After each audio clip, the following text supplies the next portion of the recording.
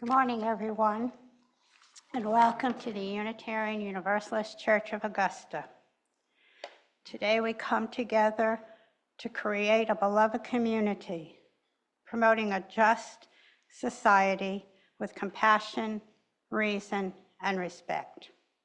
My name is Chris Maurer, and I answer to she, her, and today I'm co-creating this service with Matthew Maurer, the UUCA Choir and Contemporary Music Ensemble that is directed by our music director, Josef, the talented folks at the Tech Deck, and of course all of you who are helping us to shape this moment together. In honor of this sacred moment and respect for each other, would you please take a moment to silence your devices and put them in worship mode. Thank you.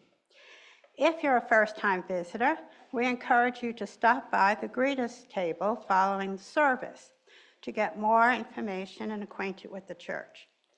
Our membership coordinator, Fern Smith, would love to chat with you and find out your interest. And the blue card on the seat pocket in front of you is a great way for people to get to know you and for her to have a conversation with you.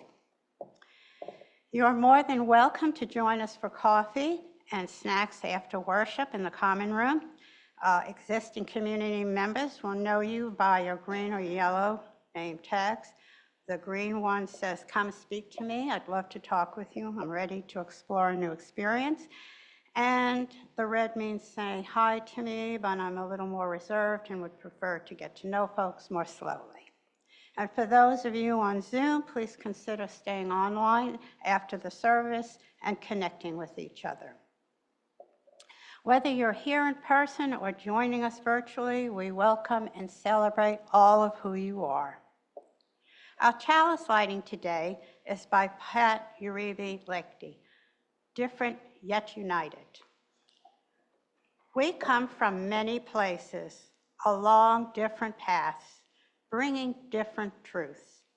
We come with different histories and different realities, yet we come together as one people, with faith that we can use our differences to heal ourselves and each other, to bring wholeness to a fractured world. We come seeking community, to find acceptance of who we are.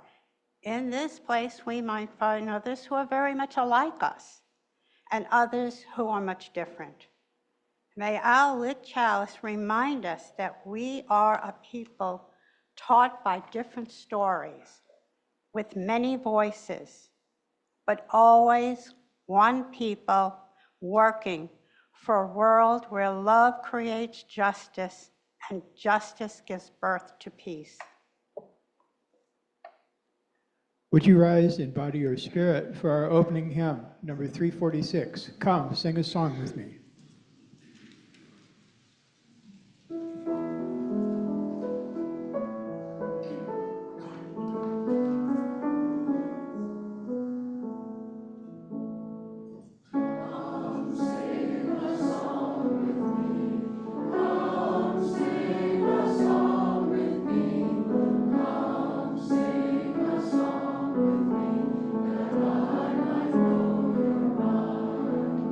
And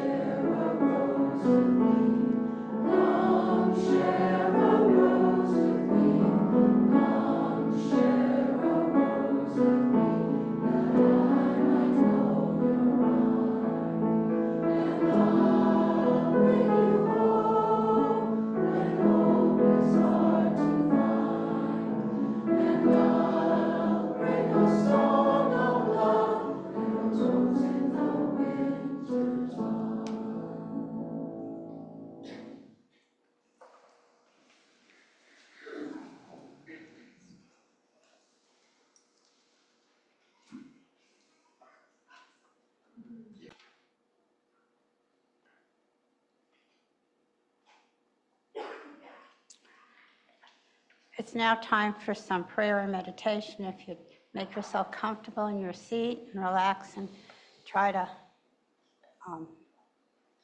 keep calm and take some deep breaths and just relax. This is adapted from Douglas Taylor on imagination and being an ally. There is one word that is particularly vital to understanding people who are in some way different. One word that allows for the hospitality towards strangers to be real and authentic. One word, one work of being an ally to come alive. The word is imagination. Imagination is the critical piece of recognizing and honoring differences. There is no way to fully understand another person's experiences. You know your own experiences. Someone may be able to tell you about their experiences, but you can't fully understand them the way we like to think we can. In a very real way, we are each isolated within our own experiences. I can only know what is going on from my perspective. You can tell me what you see and experience, but I have to filter what you tell me through the only connection I have with the world, and that is my own experiences. And that would be a dire scenario if that really were the end of the story, but all is not lost. There is hope through imagination. Imagination builds a bridge between what I know of my experiences and what we share with me of yours. There are a great many things I have not experienced. I don't know what it's like to have a disability. I don't know what it's like to feel threatened because of the color of my skin or my religion. I don't know what it is like to be openly gay. I don't know what it is like to be in prison. I, however, gain enough of an understanding of each of those, I can listen, and because I have experienced many other things, and I know how to listen, and I have a good imagination. Stretch yourself. Imagine a new possibility. Begin where you are. Listen to other people. Entertain strangers in your midst. And stay open to the hope of new being bursting into your life in ways you have never imagined. We'll have a moment of silence.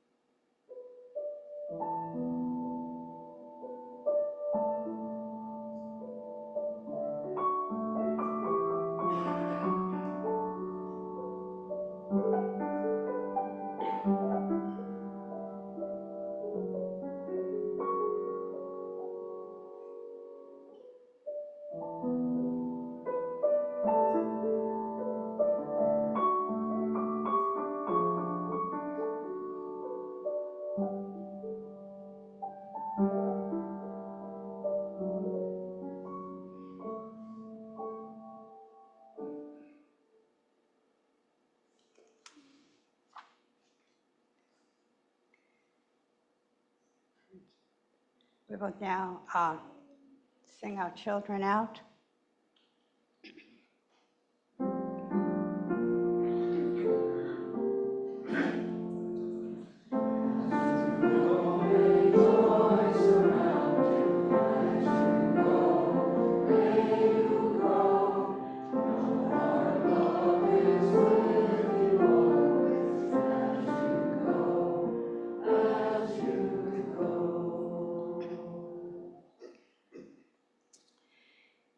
In our world, many voices are silenced.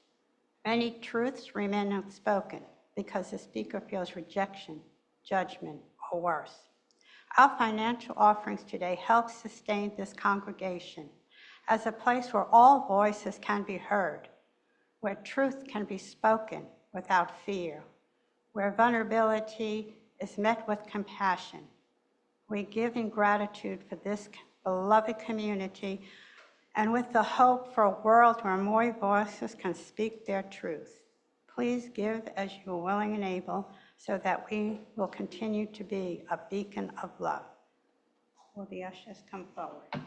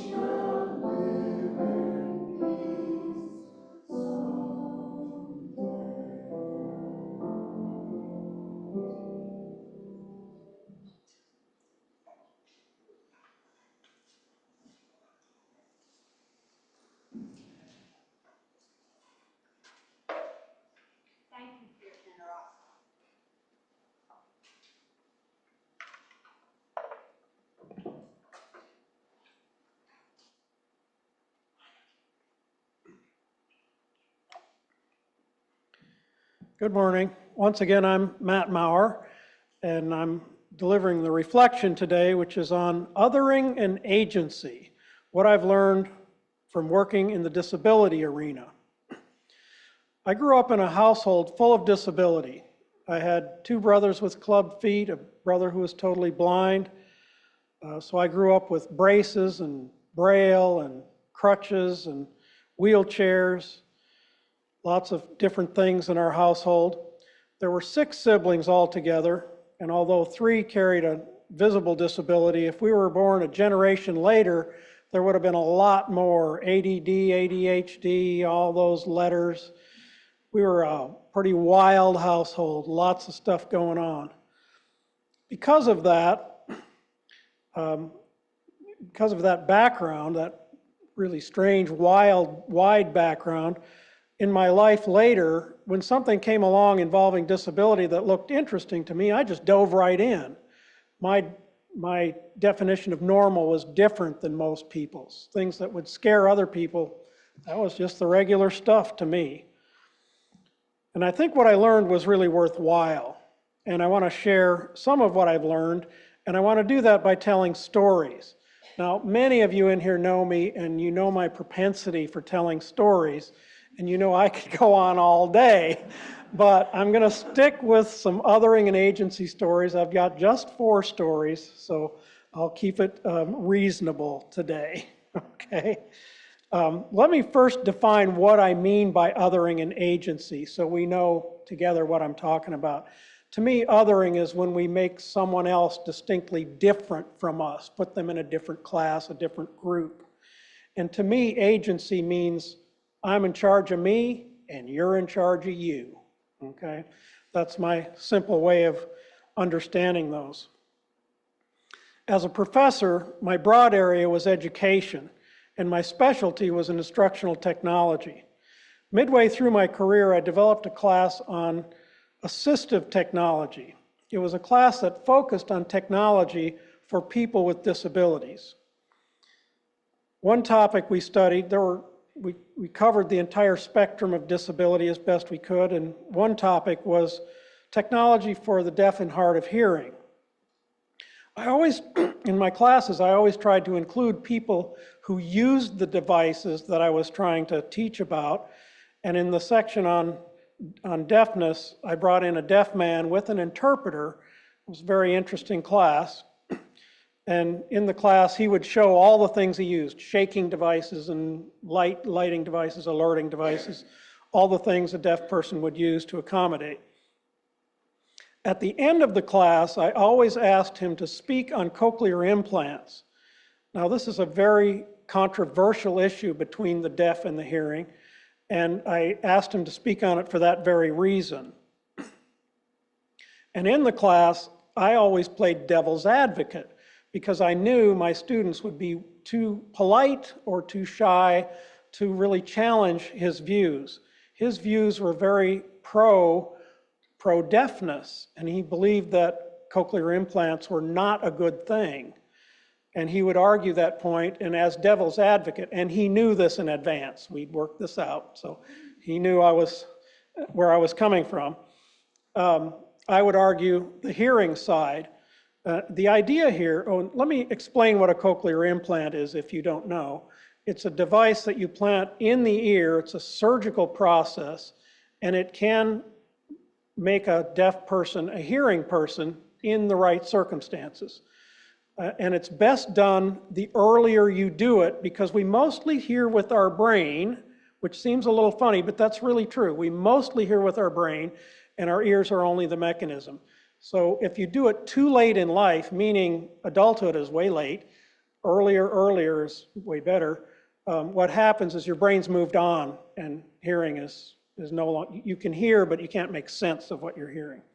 So anyway, I'd do the devil's advocate and argue for the hearing side that is the right and proper thing to do to bring a deaf child into the hearing world, and he would argue the other side. And my students, only in rare circumstances, would speak up. Mostly they'd just be quiet and listen. But the next day, when he wasn't there, oh my, would it come up. Then I'd flip, and I'd play the devil's advocate the other way. And I would argue, because his point is, deafness is normal for a deaf person. Deafness is beautiful. Deafness is peace and quiet, and there's beauty in it, and it's natural, and implants are unnatural. And I think all of you, I don't think I need to argue the other side. I think it's all very plain to all of us hearing people how we would feel about that, almost all of us. So it was a very lively discussion.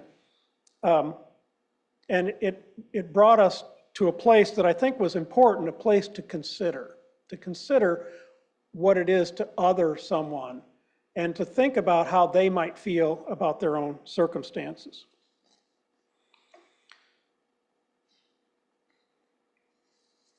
I want to tell another story.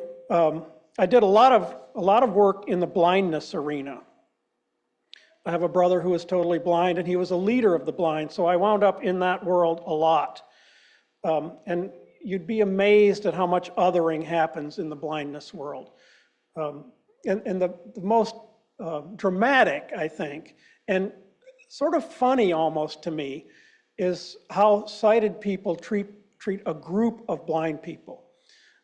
I worked with the National Federation of the Blind. That's an organization my brother led for years, the National Federation of the Blind, or the NFB. And working with them, I was often the only sighted person in the room, which is a funny thing to be. If you've never experienced being an only, it's interesting. And a very odd thing would happen.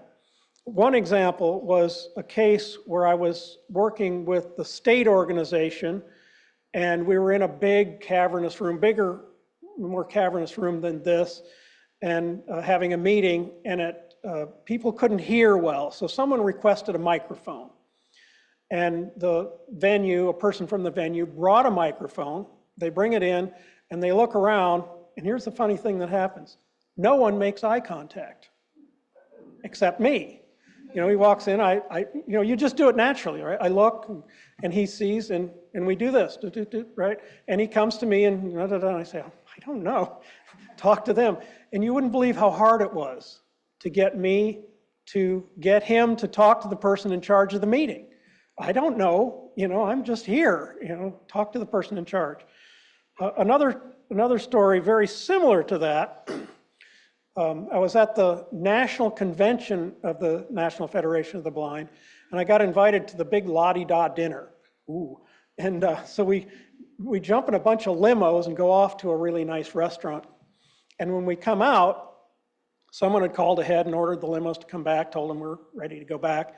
And when we come out, it's the same circumstance. I'm the only sighted person. And here's this guy in charge of these 4 limos, and he's looking, and we do that funny eye contact thing, and he's trying to get me to make arrangements, and I'm afraid I'm going to have to pay the bill. And I don't know where we're going. So I really had to work hard to get him to understand that I am not in charge. Someone else is in charge. Talk to this person. It's surprising how hard that is. And if you'll stop and think just for a minute about how that would feel if you were in that group, where it's assumed you're not in charge of yourself. It's assumed that if someone with vision is there, they're in charge. Happened to me so many times, and it really brought home to me how it must feel to be a blind person and always to be assumed to be helpless and pitiful, which I think is the judgment most of us make about blindness. And trust me, most of the people I work with, and my brother in particular, are anything but helpless and pitiful. Very powerful people doing their own thing. So 2 more stories I want to tell you. These both came from Gadget Camp. Gadget Camp was a camp that I was really privileged to be involved with for several years. It was a summer camp, a respite summer camp for children who don't speak. There were a lot of different kinds of children in this group. There was severe autism, Down syndrome, lots of different conditions that wind up you don't speak. And they used a gadget, thus Gadget Camp, a device to speak with. Now I joined the camp I started working with the camp for 2 reasons. I wanted to learn about devices, and I wanted to learn them sort of technically, and I wanted to learn how they worked socially. So I was there to do that. Well, I didn't learn a lot of that. What I learned was a whole lot of other stuff. Isn't that how life often happens? You join in for one reason and something else happens. One of the first things I learned is that mostly these kids didn't like speaking. It wasn't their thing. They weren't anxious to speak, and most of us adults were anxious for them to speak, which was a very funny situation to wind up with. The other thing I learned is they didn't really like their talkers very well, because that's not really their thing. They mostly communicated in other ways. One example of how they communicated with other ways, two young boys, about 9 or so, actually 9, 8, 9, 10, because I was with them for several years. These two young boys were a couple of the more active boys in the group. And some of the things we do were inside, sitting in a chair, painting, or, paying attention to a magician or something like that. And these guys had a lot of energy. And they knew me. They'd gotten to know me. So when they'd get bored, they'd come over and nudge me, and they'd do this. These two boys would play t-ball all day, and they loved t-ball. I was the designated teer-upper, so the three of us would go outside. I'd ask the person in charge, they'd go, yes, because if you don't take them outside, oh my, they're going to be a pain. So we'd go outside, one of them would shag, one of them would hit, and I'd tee. So I'd be there teeing, they'd be hitting, and they had a ball, we all had a ball. Now, think about that in terms of othering and agency. The three of us are together doing something we all enjoy. They were loving hitting. They communicated in the way they needed to. They had agency. They were in charge of themselves. They got what they wanted, and they loved it. I think that's a really beautiful example of agency. They were in charge of themselves. Oh, and by the way, picking up all those balls was really bad on my back, but that's another story. Okay. The last story I want to tell today, and this is kind of a story on me. I think it's easy to tell stories on others. It's hard to tell stories on ourselves. So I want to tell a story on myself about an area I'm still working on my own growth. This last story is about a young man with Down syndrome. Down syndrome, if you don't know about it, has a number of impacts. The main one you tend to pick up is cognitive, and I'm a cognitive snob. This is the part I'm not so proud of. I'm kind of a cognitive otherer, those stupid people over there and us smart people over here. And it even brings in agency, those stupid people have no right to, I'm that way, but I'm not comfortable being that way. I'm that way. This isn't my area of growth right now. Well, this young man helped me move forward. And it's kind of hard to explain this, but I'm going to do the best I can explaining how this happened. See if you can get it with me. This young man was funny. He was energetic. He was outgoing. He had been in the camp for years, so when somebody was new, he would bring them in. He would be concerned about whether somebody was feeling part of the group. He would make jokes. He would socialize. And he was just a grand example of a human being, which starts me to say my judgments are off, right? That he put me right on the path. My judgments are off about the value of cognition. He was a valuable human being. But then he really brought it home one day. And those of you who know me well, Desiree can really tell you about this. When I work with kids, I'm just a pseudo-adult. I'm kidding around a lot. I kind of slide into kidhood. And when this happened, he had gotten to know me. He knew how I was. It was lunchtime. We're eating, and there was a lull at lunch. And while he didn't speak normally, as we all do, and used a device to speak, he had some phrases he could use. And there's this lull at lunch, and he uses one of his phrases. Across the room, we're all the way across the room, he stands up and he points at me and he says, in a loud, distinct, clear voice, "You're a goof!" And everybody laughed. And then I was sort of taken aback, but then laughed too because it was funny, right? And I turned around and said to him, "No, you're a goof!" And we did that for years afterwards. We'd meet each other and he'd say, "You're a goof!" And I'd say, "You're a goof!" So think about that just for a minute. It's kind of a silly story, kind of a funny story, but think about how that is. He had agency, right? He was in charge of himself. He could call me a goof, right? And we were goofs together. We weren't others. We were goofs together. Now, sometimes when you hear a talk like this, somebody will joke at the beginning that there's going to be a test. There is going to be a test. This is just to see how well you're paying attention, okay? You're a goof. Perfect. You pass. Thank you.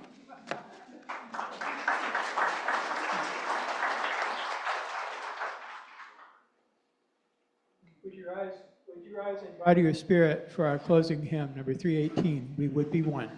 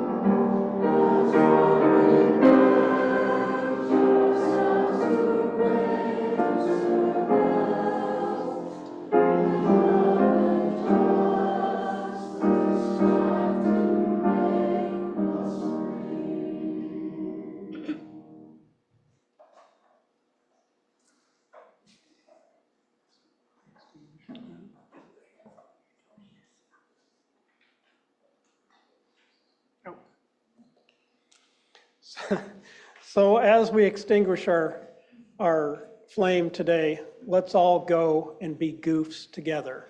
That's all, folks.